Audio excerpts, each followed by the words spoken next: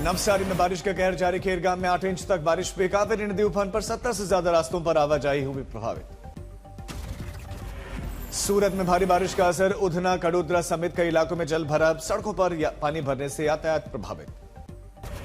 जम्मू कश्मीर में लगातार बाढ़ बारिश से भीषण तबाही। गुलमर्ग श्रीनगर सड़क पर नाला ओवरफ्लो है और प्रशासन ने लोगों से उफान में बह रहे नाले से दूर रहने की चेतावनी दी।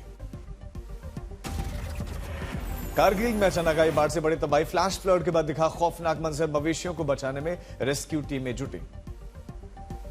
जम्मू कश्मीर की रियासत में लगातार बारिश के चलते उफान पर चिनाब नदी। सलाल डैम के सभी गेट खोले गए। नदी का रौद्र रूप दिखा। अलर्ट भी जारी।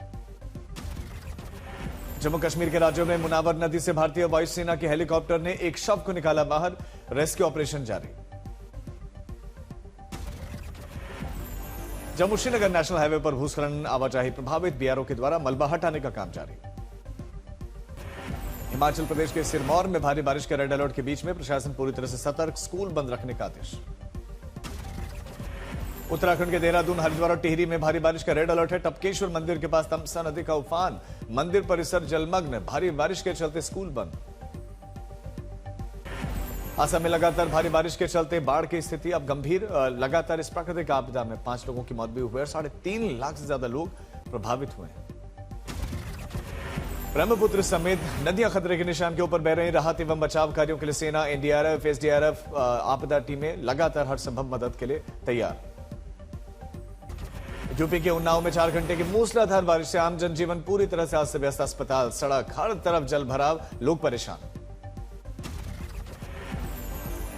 अफगानिस्तान में अचानक आई बाढ़ ने तबाही मचाई। अब तक 10 लोगों की मौत, 100 से ज्यादा लोग लापता लोगों में पारून शहर का मेयर भी शामिल है। बाढ़ की वजह से 80 लोग घायल हैं। लापता लोगों की तलाश में सर्च ऑपरेशन जारी। बाढ़ से नूरिस्तान की राजधानी पारून सबसे ज्यादा प्रभावित इलाका। यहां पर कई घर, बुनियादी ढांचे क्षतिग्रस्त। जगह जगह जमे मलबे को हटाने का काम चल रहा है। मॉनसून सत्र का दूसरा दिन है। विपक्ष के जोरदार हंगामे के साथ शुरुआत। हंगामे के बीच लोकसभा, राज्यसभा की कार्यवाही दिन भर के लिए स्थगित। राज्यसभा में छात्रों के प्रदर्शन को लेकर कांग्रेस अध्यक्ष मल्लिकार्जुन खड़गे का सरकार पर हमला। बोले कि छात्रों पर आंसू गैस छोड़ी गई। छात्र अस्पताल में भर्ती हैं। संसद परिसर में सुरक्षा कर्मियों से संजय सिंह की तीखी बहस। गुस्से में नारेबाजी भी करते नजर आए।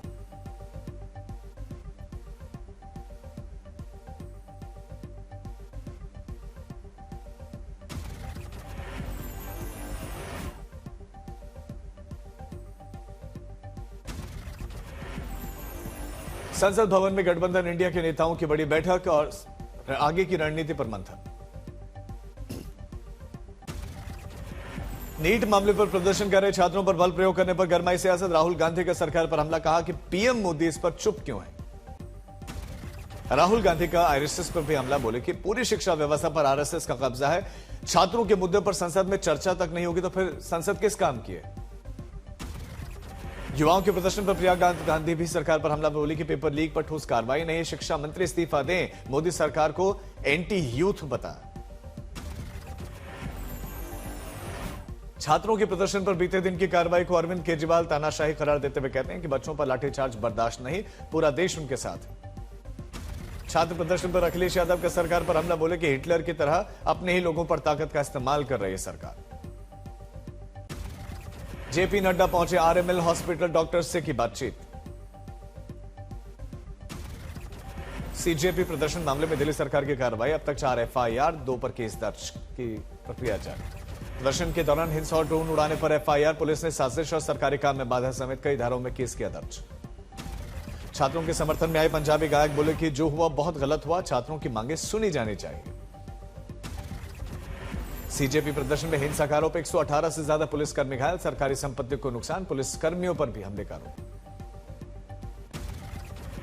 भोपाल में विधानसभा सदन में यूजीसी पर चर्चा हुई। यूसीसी पर चर्चा हुई है। सदन के अंदर कांग्रेस ने हंगामा भी कर दिया। यूसीसी विधेयक के विरोध में कांग्रेस विधायकों का हंगामा। चर्चा का बहिष्कार कर सदन से बाहर निकल गए। बिहार विधान परिषद की कार्यवाही के दौरान गांव में होल्डिंग टैक्स पर घमासान मचा हुआ। विपक्ष ने सरकार के फैसले को ग्रामीणों के खिलाफ बताया। होल्डिंग टैक्स विवाद पर सीएम सम्राट चौधरी का विपक्ष पर पलटवार। बोले कि गरीबों पर कोई टैक्स नहीं लगेगा। परेशानी जो है उन प्रावधानों पर हम विचार करेंगे। बिहार में जुआ और सट्टेबाजी पर सरकार का अब शिकंजा, ऑनलाइन जुए को अपराध बनाने की तैयारी, 7 साल तक की सजा का प्रावधान, 10 लाख तक का जुर्माना भी। मानसून सत्र के बीच एनडीए का मंगल मिलन, पीएम ने संसदीय दल की बैठक में नीट परीक्षा पर की बात, आरोपियों पर सख्त कार्रवाई का आदेश। बैठक में हुई चर्चा पर केंद्रीय मंत्री किरण रिजिजू ने जानकारी दी, पीएम के नीट पेपर लीक पर चर्चा करते हुए सभी राज्यों को इसके रोकथाम के लिए जरूरी कदम उठाने के आदेश। मीटिंग में राज्यसभा के नए सदस्य का स्वागत भी हुआ, बीजेपी के राष्ट्रीय अध्यक्ष नितिन नवीन ने पहली बार बतौर सांसद लिया हिस्सा। बैठक में किसानों के हितों को प्राथमिकता दी गई, कहा कि उनके हितों को नुकसान नहीं होने देंगे। राम मंदिर चढ़ावा चोरी मामले में सुप्रीम कोर्ट के आदेश पर नई एसआईटी का गठन संभव, वरिष्ठ आईपीएस अधिकारी संभाल सकते हैं जांच की कमान। राम मंदिर दान मामले में नई एसआईटी पुरानी जांच रिपोर्ट को आधार बनाएगी, सभी तथ्यों और साक्ष्यों की फिर से जांच होगी। अयोध्या चढ़ावा चोरी केस में जांच तेज, सूत्रों के अनुसार महीने के आखिर तक रिपोर्ट आने की उम्मीद है।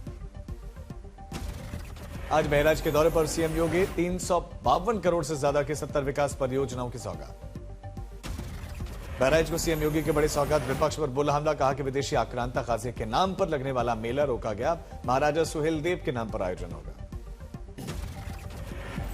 आज दिल्ली में किसानों की बड़ी रैली की तैयारी थी, इंडिया अमेरिका प्रस्तावित एफटीए के विरोध में इन किसानों का प्रोटेस्ट। किसानों का आरोप है कि भारत अमेरिका एफटीए से कृषि डेयरी क्षेत्र पर बहुत बुरा इंपैक्ट पड़ेगा। किसान संगठनों की मांग है कि भारत अमेरिका व्यापार समझौते के दस्तावेज सार्वजनिक किए जाने चाहिए और बिना चर्चा के कोई फैसला न हो। दिल्ली कूच से पहले शंभू बॉर्डर पर सुरक्षा कड़ी, शंभू बॉर्डर पर बीएनएस की धारा 163 लागू, पुलिस बल भी तैनात।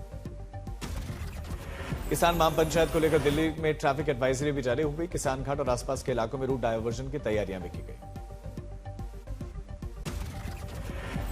दिल्ली कूच कर रहे किसानों को हरियाणा पुलिस ने खनौरी के पास में रोका, भारतमाला जम्मू कटरा एक्सप्रेसवे पर बैरिकेडिंग भी की गई थी। किसानों के दिल्ली मार्च को रोकने के लिए पुलिस भी तैनात दिखी, एक्सप्रेसवे पर पुलिस और किसानों के आमना सामना भी हुआ था। किसानों के दिल्ली मार्च पर बीजेपी के सांसद अशोक मित्तल बोले कि माहौल अच्छा हो रहा है और तो इसे बिगाड़ना नहीं चाहिए। पूर्व उपराष्ट्रपति जगदीप धनखड़ को लेकर जयराम रमेश का दावा, कहा कि किसानों के मुद्दे उठाने पर उन्हें इस्तीफा देने के लिए मजबूर किया गया। बिहार के बगहा में पुलिस को गौ तस्करी की सूचना देना एक मुखिया को पड़ा भारी, बदमाशों ने घर में घुसकर परिवार पर जानलेवा हमला किया। देहरादून में युवाओं का प्रदर्शन, जेईई भर्ती की मांगों को लेकर सचिवालय कूच और पुलिस और प्रदर्शनकारियों के बीच में तीखी बहस, धक्का मुक्की भी। इंदौर में बिजली कंपनी के चीफ इंजीनियर के ठिकानों पर लोकायुक्त का छापा, तनख्वाह से 258% ज्यादा कमाई का मामला। अहमदाबाद में लगभग 40 करोड़ के अवैध पटाखे जब्त, 2 गोदाम सील, 2 गिरफ्तार। कोलकाता के वीआईपी रोड पर 2 गुटों में भयंकर झड़प, बीजेपी कार्यकर्ता पर शहीद दिवस में शामिल होने जा रहे कांग्रेस और टीएमसी के कार्यकर्ताओं पर पिटाई का आरोप। तेलंगाना के संगारेड्डी में नेशनल हाईवे 161 पर भयानक सड़क हादसा, एक ही परिवार के 3 लोगों की मौत, बाइक सवार को बचाने के दौरान एसयूवी कई बार पलट गई।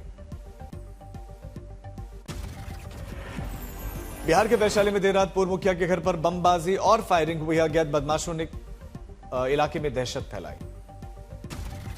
बेगूसराय में डाकघर और पासपोर्ट कार्यालय को बम छुड़ाने की धमकी, 3 मंजिला बिल्डिंग खाली करवाई गई।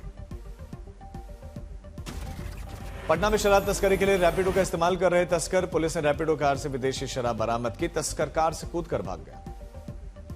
मुजफ्फरपुर में रिटायर्ड बैंक कर्मी और पत्नी की चाकू गोद कर हत्या कर दी गई, टेप और ग्लव्स लेकर ये कातिल पहुंचे थे।